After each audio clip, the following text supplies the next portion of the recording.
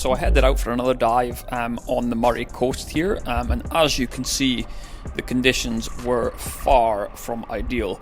Much worse than I had expected, but we went in anyway, just to kind of have a look and see if we could make anything happen. So I'm dropping down here. I think this is the first dive of the day, just to kind of get an idea of the conditions. Now, as you can see here, the visibility is not great, but it's workable, a few meters visibility. So you can see the kelp here is pretty much horizontal, and that's just because the currents were absolutely mental.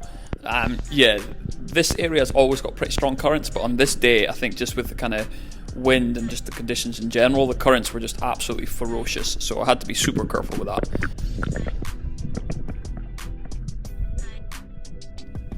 So after one or two dives, I was feeling pretty defeated, to be honest, just with the conditions, poor vis, currents, and just I was really struggling to get any kind of breath hold because the conditions and currents were just thrashing me around. So I dropped down here to an area that I usually kind of see coalfish in, and I see a couple come across here. So I decided at this point, right, okay, I'm going to drop down again into this area, and if any shootable coalfish come across, I'll take one. Because yeah, at this point I was tempted just to call it quits, but I thought no, I'll try and get 20 dives in if I can, and try and make something happen. So drop down again into the same area. We're not deep here, it's about 12 meters or so. So drop down here and just hunker into the kelp.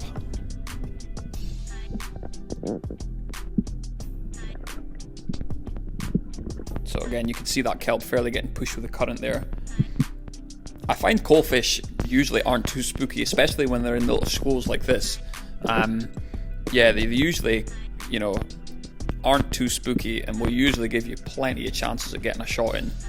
So I'm not really being too discreet here, just kind of poking up over the kelp. Easy shot on that coalfish there, and at least that's dinner secured.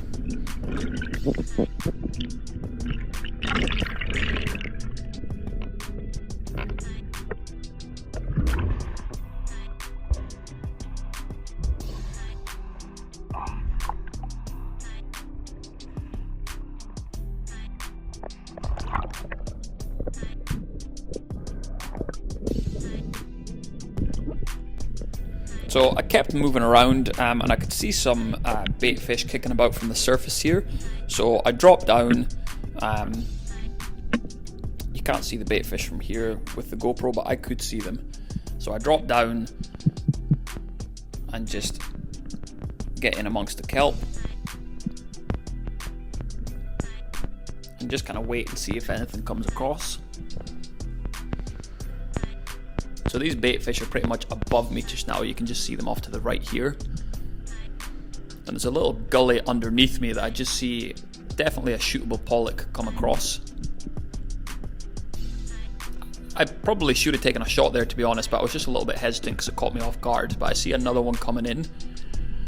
Now, because I'm moving around way too much here, it senses my presence, turns in the other direction. I move my gun around as quickly as possible and miss that shot. Now, I'm not surprised I missed because I was just shooting from the hip. I wasn't lined up at all. So, yeah, it was a bit of a kind of pot shot there, but didn't pay off. So I take a breathe up on the surface as best as I could with the kind of conditions, drop through that bait fish again, and just hunker down into a similar position. And as soon as I drop to the bottom, you can just see on the right here, nice sized pollock coming across. Now it's way too far there at this point. To be honest, it probably isn't with the visibility, it just looked further than it was. So I just sit and hold steady in the hope that it circles back round, which they often do. Now you can just see it in the distance there. So this is really just kind of exercising patience and just waiting. Comes across, nice easy shot.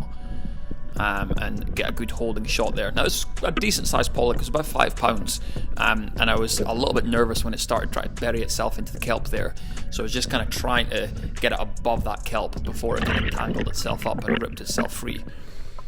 So get to the surface here. Now I always put my fish on the stringer before I get it off the spear, and this clip shows why. And you always want to try and dispatch the fish as quickly as possible, you know, just to minimize suffering. You know, no matter how good a shot you are, you're never going to stone every fish that you shoot. So yeah, you owe it to the fish just to put it out its misery as quickly as possible. So I grab the fish here, I wait to dispatch it.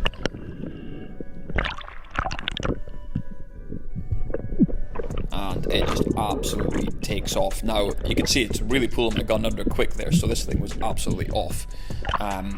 So yeah, you should get your hand in the gill plate. I didn't do that, I just put my hand over the back of its head. Get your hands into the gill plate and get a good grip on it as you're dispatching it. And even if it does kick, you should have a steady enough hold for that not to happen. Now, I've got a double flopper on my spear for this very reason, because one of the floppers had disengaged here, but double flopper just minimises your chances of losing fish. So you can see there, get my kind of hands into the gill plate, it's locked in, and then I dispatch the fish.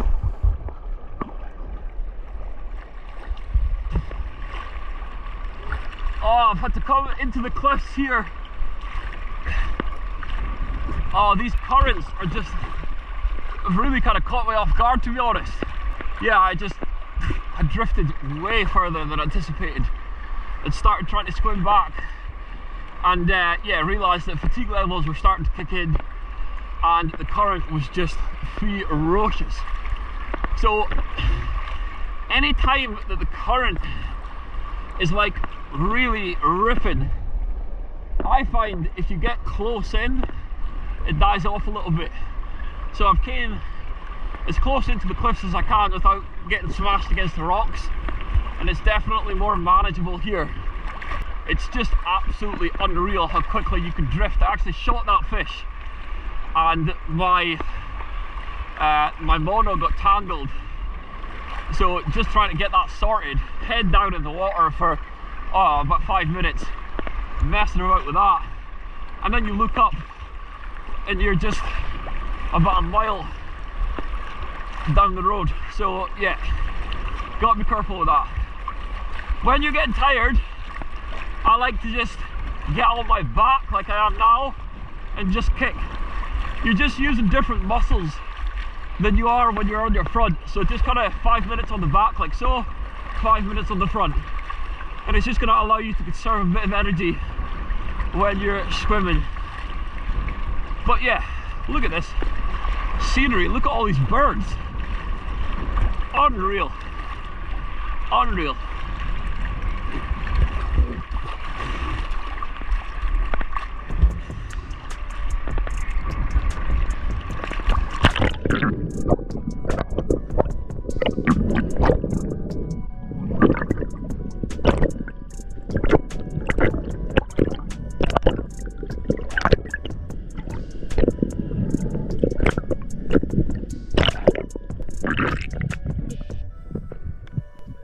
So as I was a little bit closer into the cliffs, it wasn't quite as deep here, so it was probably about 8 to 10 metres, which was a good thing because I was absolutely knackered by this point after fighting the currents.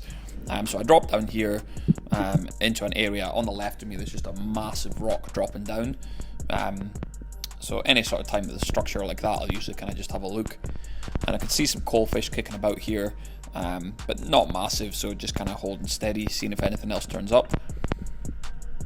I can see this pollock coming into the right here. Now initially I was just going to kind of hold steady and not shoot it because it didn't look too big.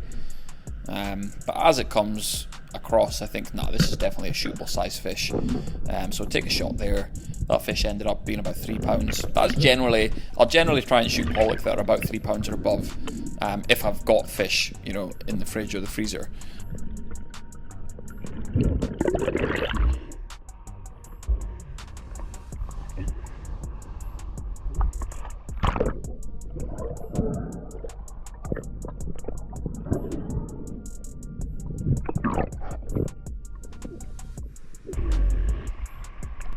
Now these birds here could tell that I was bringing some fish up, and they were definitely trying to get in on the action, flying in super close.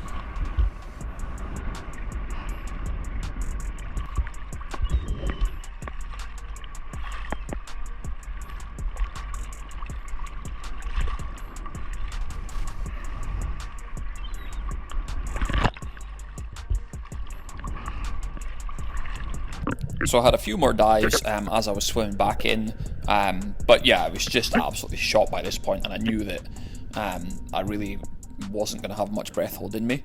But you can just see in this clip, just look at the ground structure here. Just so much kind of rocky structure off to the left here.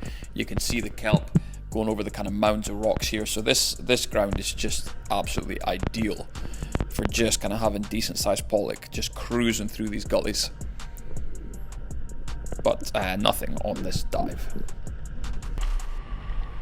So pretty challenging session there, and I was really happy to get anything, to be honest, with those conditions. And as I come back onto the beach here, I am just absolutely knackered.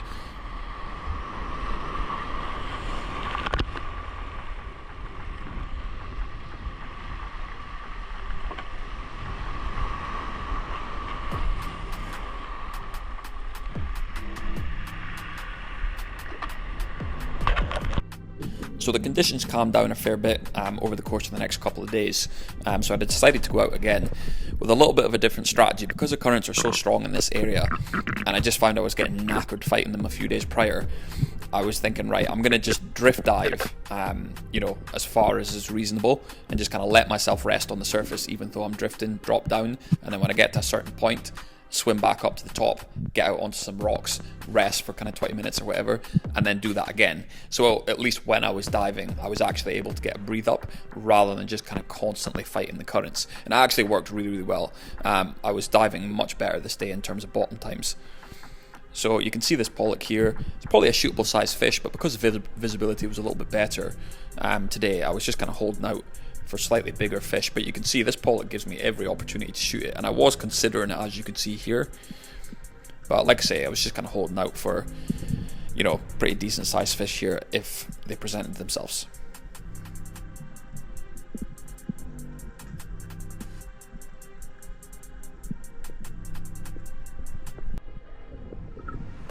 So as I mentioned in the previous clip, I was just drift diving along.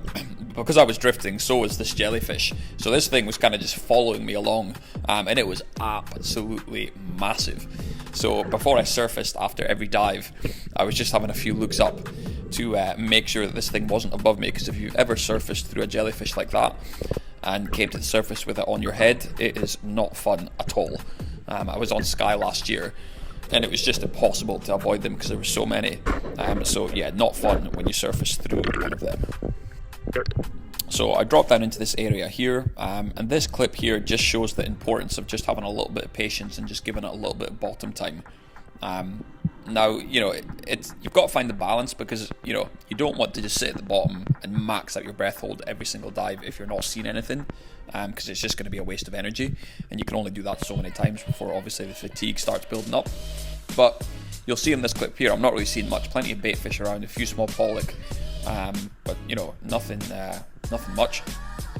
And I think about after a minute on the bottom, and just out of absolutely nowhere, you'll see what is a pretty nice sized pollock come in.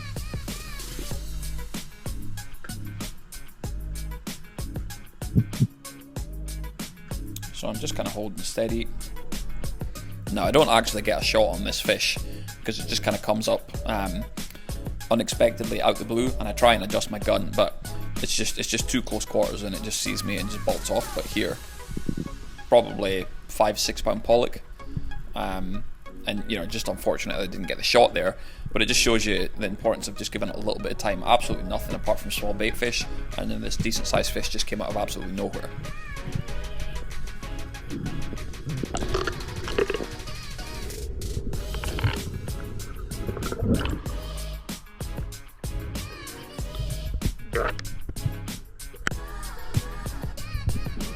So it always gives you a little bit of a boost when you see a nice sized fish in the area that you're diving, because it just gives you a bit of confidence that they are actually there. So I dropped down again into a similar area, and you can see the visibility is, you know, pretty good here. So just hunker down at the bottom, plenty of kind of rocky structure and everything about. So much rocky structure that it's actually quite difficult to know where to sit, because, you know, if you sit too low, you're not going to be able to get shooting lanes. If you sit too high, you know, things are going to be too low behind you. So it does make it quite difficult when the ground is kind of as sort of rocky and structured as this, but you can see the visibility there, really, really nice. So I'm just hunkered down pretty low in here.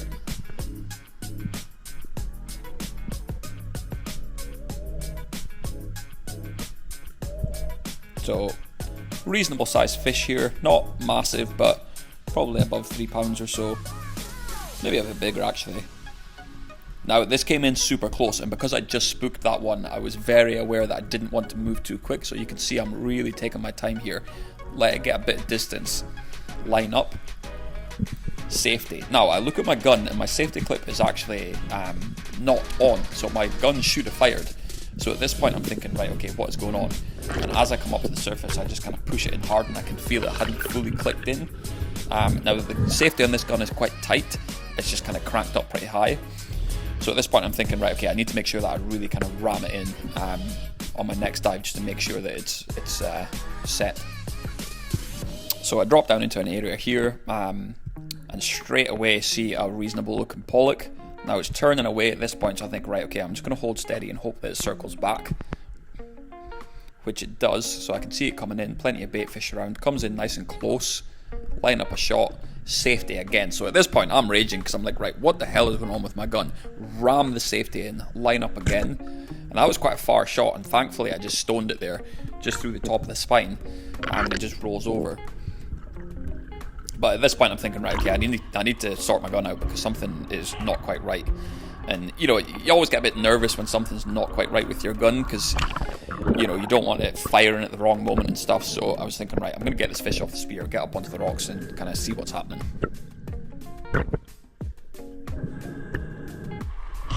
Now this is exactly why I bought a lined polo sub wetsuit as opposed to just kind of open cell, because whenever you're shore diving and you need to get out and you need to get on and off rocks, often like these ones, they're super sharp, and if you've just got an open cell wetsuit, it's just a recipe for disaster unless you don't mind burning through the wetsuits super quick.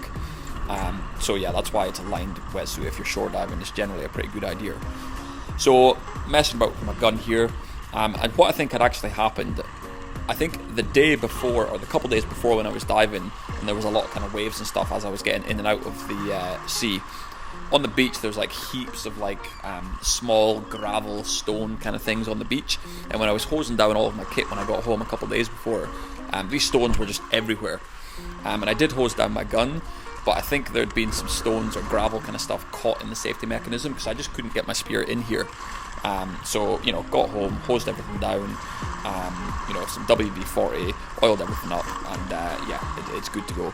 But yeah, gear maintenance is important, because it's super annoying when you put all that time and effort into getting yourself in front of a big fish and then your gear fails. So it's just kind of important to stay on top of that. So hopefully you enjoyed this video. If you did, give it a like and subscribe, and I will aim to put up some more videos soon. I've got some intel on a spot that's got some bass on the Moray coast, so that is going to be my mission the next time I'm out, so hopefully I can get a video of that.